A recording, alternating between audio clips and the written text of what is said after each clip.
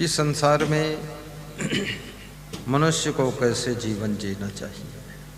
कबीर साहब कहते हैं कि जीवन को 5 सुंदर सुंदर गुणों से सजाना चाहिए। मनुष्य की विशेषता गुणों से होती है। हर इंसान में कोई न कोई गुण होता है, कोई न कोई कला होती है और कोई न कोई नवीनता होती है। मनुष्य को जीने के लिए प्रकृति कुछ न कुछ अद्भुत गुण देती है। अपने जीवन को गुणों का गुलदस्ता बनाइए। कबीर साहब कहते हैं कि आपा तजय हरि भजय नख सिख तजय विकार, सब जीवन से निर्वैर रहे साधु मता है सार। सुनने में बड़ी साधारण बातें लग रही हैं, लेकिन जीवन के लिए बहुत आवश्यक है। आपा तजय, हर मनुष्य आपाधापी में पड़ा हुआ है और मनुष्य के मन में अपना और पराया का भाव बढ़ता ही जा रहा है। लोगों के दिलों में राग द्वेष बढ़ रहा है, कामुकता की वृद्धि हो रही है, क्रोध बहुत आता है, लालच घटता नहीं है, अभिमान हिमालय से भी बड़ा हो चुका, मोह समुद्र से ज्यादा गहरा है, ममता जंजीरों जैसे बांध कर रखती है, दुख बहुत है, पीड़ा झेलते झेलते जिंदगी गुजर गई। हर बेटी सोचती है ससुराल में जाऊंगी सुख मिले, ससुराल में जाकर के बहुत खतरनाक स्थिति पैदा होती। ससुराल में सुख कहाँ है? कोई फैशन में सुख ढूंढ रहा है। शरीर को इतना सजाने संवारने में लोग डूब गए हैं, घर पूरा भंगार हो गया। घर में कोई झाड़ू लगाना वाला नहीं, सब अपना अपना मुंह सुधार सुधार के बैठे हैं।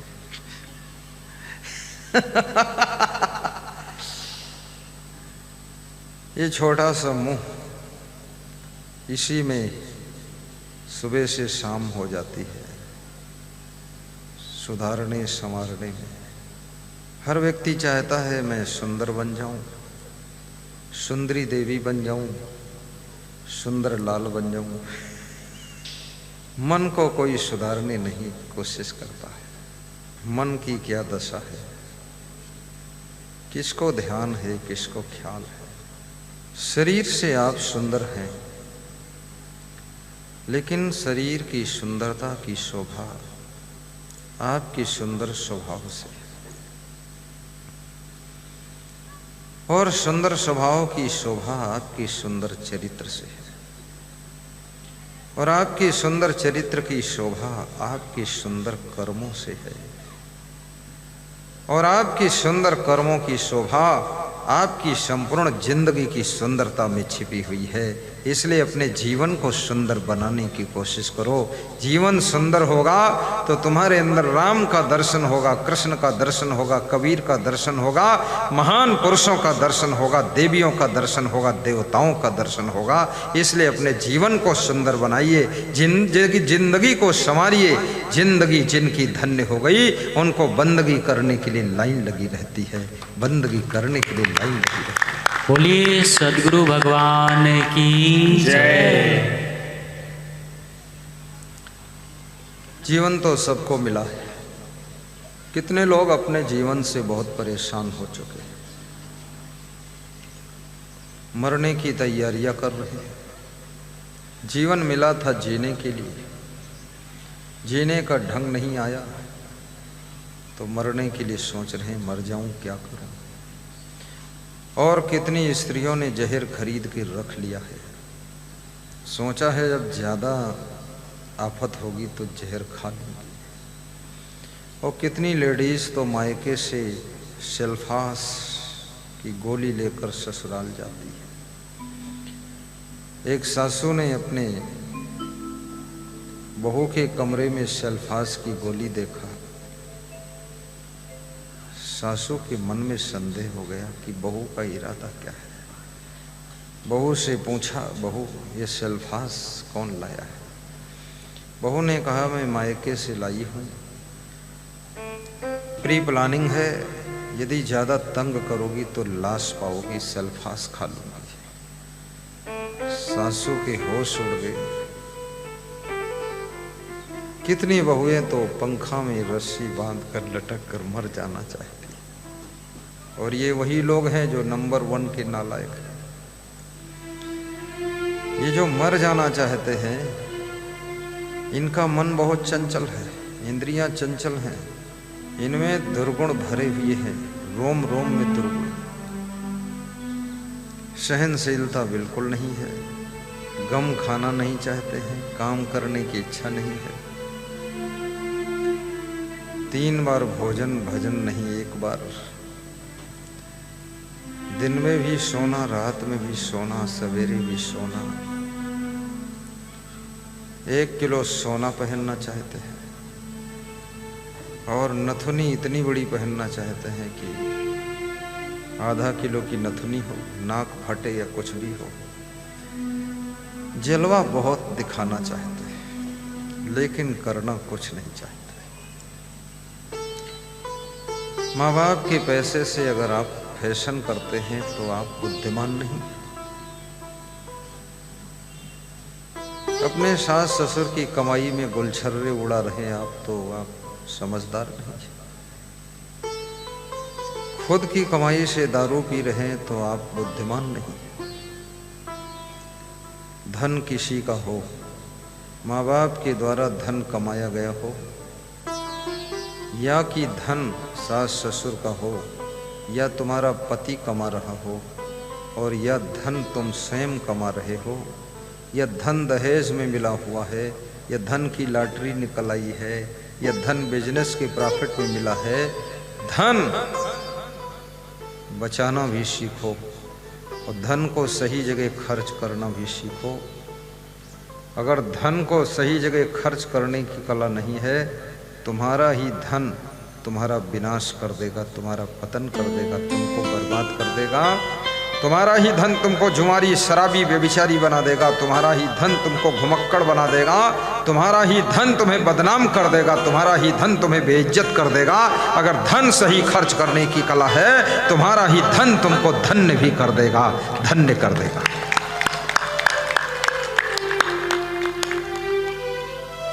जीवन का 10% समय पुण्य के कार्यों में भी लगाइए, परोपकार में लगाइए।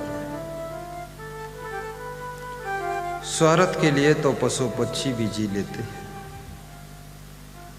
परमार्थ के लिए भी जीने का संकल्प लीजिए। कहीं धर्म का कोई कार्य हो रहा है, वहां थोड़ा सेवा भी कर दीजिए। भंडारा चल रहा है, उसमें भोजन परोस दीजिए। सबको पानी पिलाने में सेवा का पुण्य कमाइए। भंडारे में लाखों रुपए खर्च कर रहे हैं, तो उसमें हजारों का योगदान आप भी कीजिए। सहयोग की भावना से जीने वाले लोग सुख पाते हैं। नेपोलियन बोनापार्ट फ्रांस का उच्च सेनापति था। फोर्स में एक सिपाही के रूप में भर्ती हुआ था। धीरे धीरे अपने श्रम, पुरुषार्थ, मेहनत, योगदान, बलिदान से उच्च सेनापति बन गया, और धीरे धीरे वो फ्रांस का राष्ट्रपति हो गया। नेपोलियन बोनापार्ट का इतिहास ग्रेजुएट में पढ़ाया जाता है। जिन्होंने हिस्ट्री पढ़ा है, उनको नेपोलियन के बारे में पता है, हिटलर के बारे में पता है, मुसोलिनी के बारे में पता है।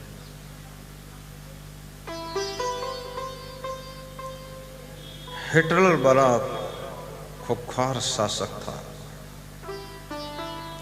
हमेशा क्रोध से भरा रहता था, बड़ा महत्वाकांक्षी था।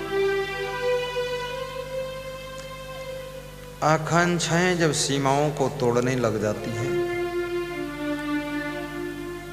तुम्हारा मन व्यथित होकर के दूसरों को भी लूटने के चक्कर में लग जाता है। इसलिए अपनी अभिप्साओं को भी सीमित रखिए। नेपोलियन बोनापार्ट से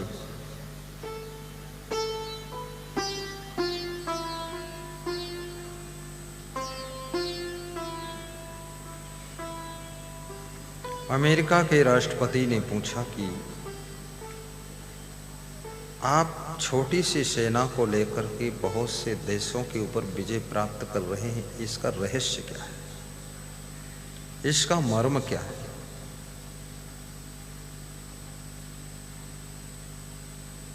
नेपोलियन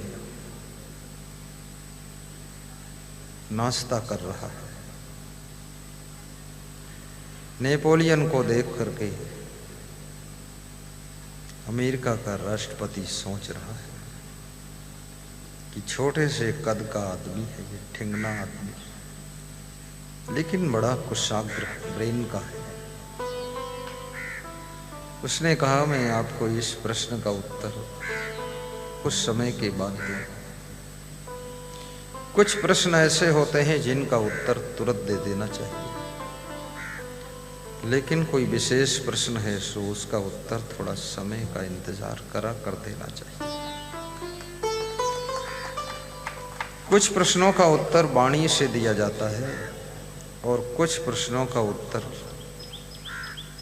कर्तव्यों के द्वारा प्रदान किया जाता है, कुछ करके दिखाना पड़ता है। नेपोलियन दोपहर में अमेरिका के राष्ट्रपति के साथ घूमने के लिए निकलता है।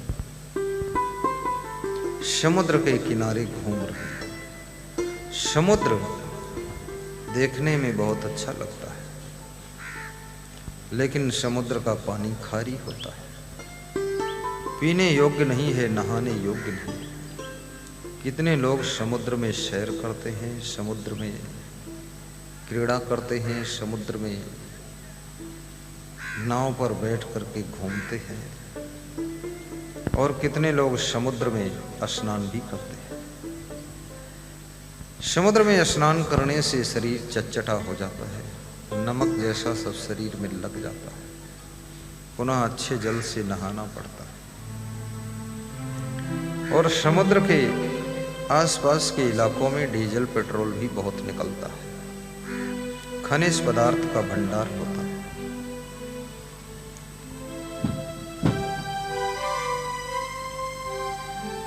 नेपोलियन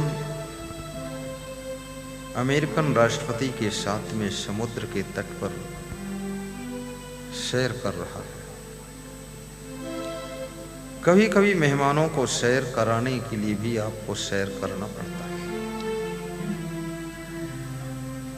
मेहमानों को घुमाना पड़ता है, क्योंकि आपके मन में इच्छा होती है कि मेहमान किसी तरह से खुश हो जाए, प्रसन्न हो जाए।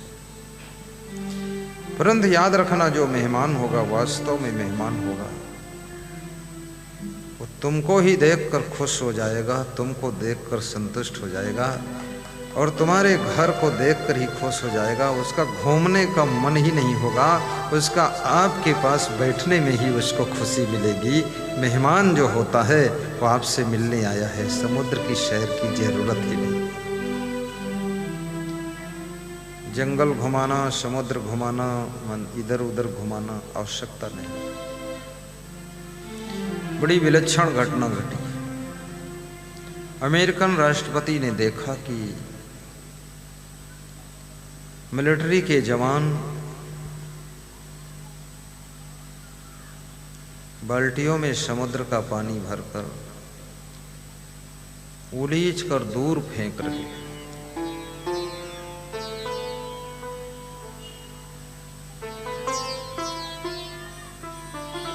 ये कार्य अनहोना कार्य है, असंभव को संभव करने का प्रयास किया जा रहा है। क्या समुद्र को उलीचा जा सकता है? और समुद्र को उलीच दोगे तो ये समुद्र का पानी कहां भरोगे, कहां स्टॉक करोगे? समस्याएं तो बहुत है। समुद्र को उलीचा जा सकता है, लेकिन इतना पानी भरने के लिए दूसरा समुद्र कहां बनाओगे? और पृथ्वी पर 70% में पानी है। ये 70% पानी अगर 30% की धरती पर फेंक दिया जाए तो ये तो सब डूब जाएगी। ये मूर्खता का डिसीजन है। लेकिन फ्रांस की मिलिट्री बाल्टियों में पानी भर भर कर उलीच रही है।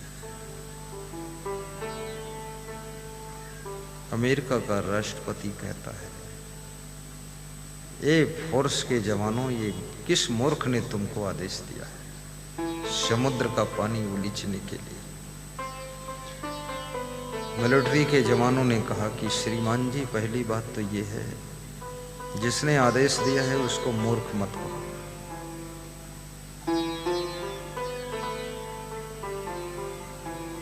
पीछे से फ्रांस का राष्ट्रपति नेपोलियन बोनापार्ट कहता है, ये आदेश तो मैंने ही दिया है, लेकिन मैं जो आदेश देता हूं मेरी मिलिट्री सोचती नहीं है, उस काम को करना शुरू कर देती है। यही मेरी सफलता और श्री विजय का रहस्य है।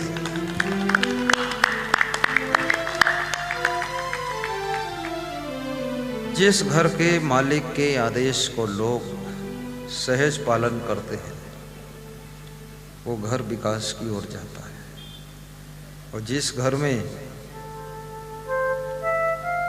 सभी मालिक हैं और सभी आदेश दे रहे हैं, सभी डायरेक्शन दे रहे हैं, सभी अपनी अपनी सरकार चला रहे हैं और सभी इंजन है, डिब्बा कोई नहीं, वो घर बहुत जल्दी बर्बादी की ओर पहुंचने वाला है। अपने घर में किसी भी बुद्धिमान व्यक्ति को घर की कमान सौंपिए। ईमानदार भी होना चाहिए उसे, जिम्मेदार हो, ईमानदार हो, वफादार हो, बहादुर हो, परिश्रमी हो और आलसी न हो। बुद्धिमानी केवल सफलता का द्वार नहीं खोलती है, बुद्धिमानी के साथ साथ जिम्मेदारी भी आप एहसास करें। और जिम्मेदारी एहसास करने से भी सफलता नहीं मिलती है। जिम्मेदारी एहसास करने के साथ साथ आप में ईमानदारी भी होना चाहिए। ईमानदारी नहीं है तो आप ही घर ही में चोरी करेंगे, आश्रम में चोरी करेंगे, संस्था में चोरी करेंगे, जो दान आएगा उसमें चोरी करेंगे और घर ही में मूसल चोर।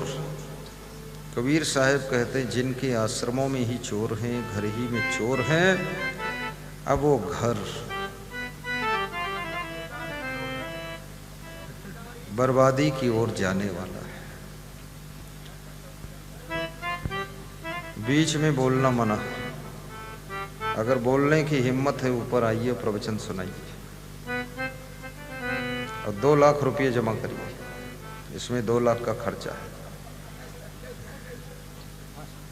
चुप बैठिए। अगर दारू पिया है तो निकल जाइए, दरोगा जी इनको ले जाइए। दरोगा जी जल्दी इनको उठा के ले जाओ, ये आदमी ड्रिंक में है। चलो निकलो जल्दी, बाहर निकलिए फटाफट, बाहर निकल जाओ जल्दी से, जल्दी निकाल लो। 4 आदमी ले जाओ, जैसे अर्थी ले जाते 4 लोग।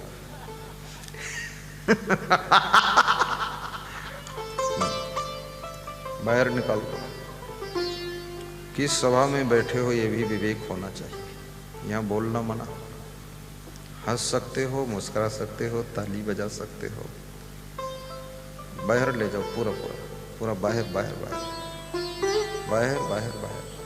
XYZ 1 2 3 4 निकालो यहाँ से।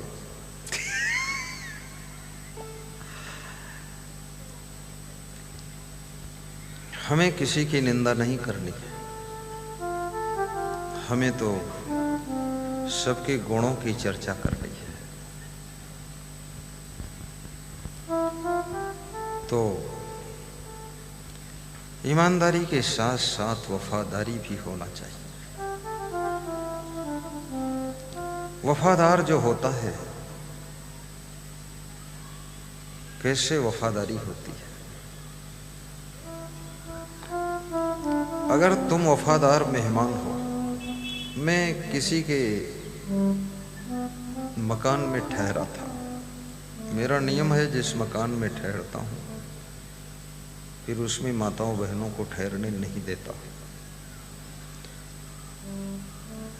तो वहाँ हम ही लोग थे।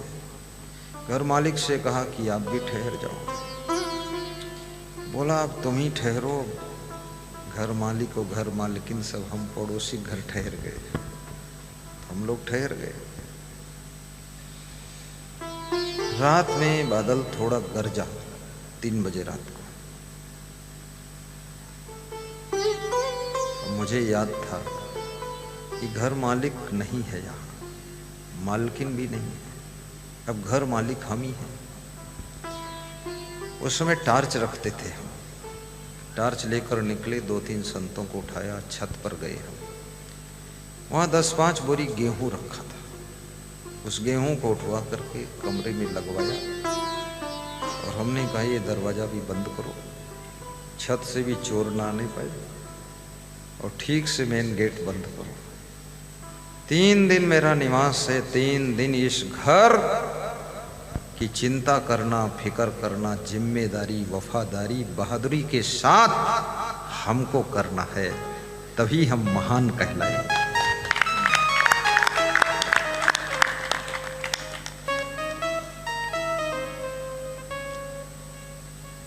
देशभक्त भी बनो, किसी जातिवाद में, मजहबवाद में, किसी विवाद में, आपसी वैमनस्यता में आप देश का नुकसान मत करें। भारत देश की राजनीति में क्या हो रहा है? अगर भाई भाई में मनमुटाव है तो एक भाई अगर इस पार्टी में है तो दूसरा फिर चाहे जितनी दुष्ट पार्टी हो लेकिन उसमें रहेगा। परस्पर के मनमुटाव के कारण लोग पार्टियों में बट रहे हैं, देश की फिक्र नहीं कि हमारा इनसे झगड़ा है, ये जिस पार्टी में रहेंगे उसमें हम नहीं रहेंगे, हम दूसरी पार्टी में रहेंगे। पर ये बहुत ओछी सोच है। अतिथि देवो भव, श्वेता श्वेतोत्तर उपनिषद के ऋषि ने कहा है कि अतिथि देवी और देवता के समान होता है। इसलिए किसी के घर में अतिथि बनो, मेहमान बनो।